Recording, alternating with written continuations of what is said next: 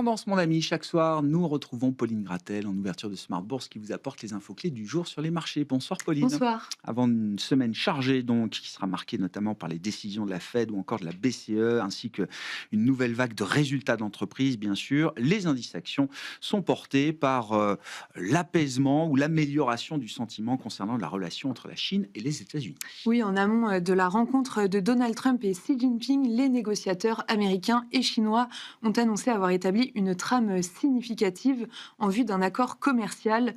La Chine pourrait retarder ses restrictions à l'exportation de terres rares et racheter du soja aux États-Unis. En échange, les États-Unis renonceraient aux droits de douane additionnels de 100%. Ouais, une trame d'accord qui a été saluée par les investisseurs. Oui, de part et d'autre, commençons par les indices en Asie. Ils sont au plus haut avec des records pour le MSCI Asie-Pacifique à Taïwan, le Kospi et le Nikkei.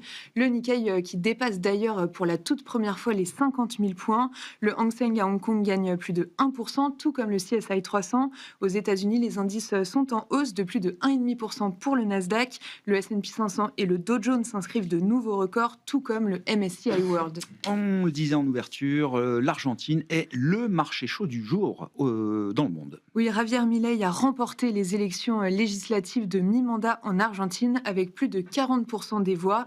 Dans ce contexte, l'indice principal d'Argentine, le Merval, bondit de 20% au cours de la séance. Le peso argentin s'envole de 10% face au dollar et les taux d'emprunt à 10 ans de l'Argentine ont fortement baissé. Vendredi, ils étaient à plus de 14% et aujourd'hui, ils évoluent autour de 10%. Que dire de la situation des indices actions européens aujourd'hui, Pauline? En Europe, le Stoxx 600 et le FTSE ont inscrit des nouveaux records à l'ouverture. Globalement, les indices européens évoluaient tous autour de l'équilibre ce matin avant de finalement s'établir en hausse modérée tirée par l'optimisme aux États-Unis. En France, le CAC 40 évolue autour de 8250 points, toujours très proche de ses records historiques de la semaine dernière. Parlons des autres marchés, à commencer par les marchés obligataires. Aux États-Unis, le rendement à 10 ans est stable autour de 4%. Le rendement à 2 ans évolue autour de 3,50%. En Europe, le rendement allemand à 10 ans s'établit autour de 2,60%. Sur le marché des changes, l'euro-dollar se traite autour de 1,1640 aujourd'hui.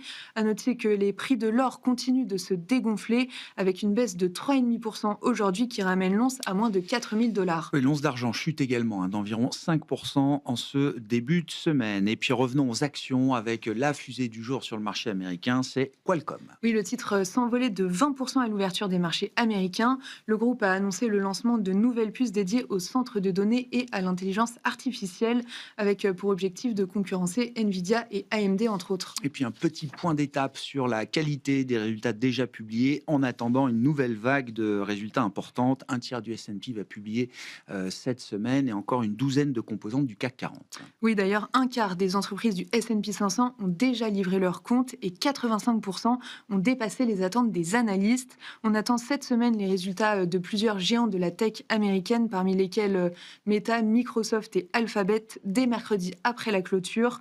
Jeudi soir, ce sera au tour d'Apple et Amazon, entre autres. Quel sera le programme de demain sur les marchés, Pauline, pour les investisseurs? Demain, les publications des entreprises du CAC 40 reprendront avec Air Liquide, BNP Paribas, Danone et Capgemini. On attend aussi demain les résultats de UPS, PayPal et HSBC. Tendance, mon ami, chaque soir en ouverture de Smart Bourse, Pauline Gratel est à nos côtés et vous apporte les infos clés du jour sur les marchés.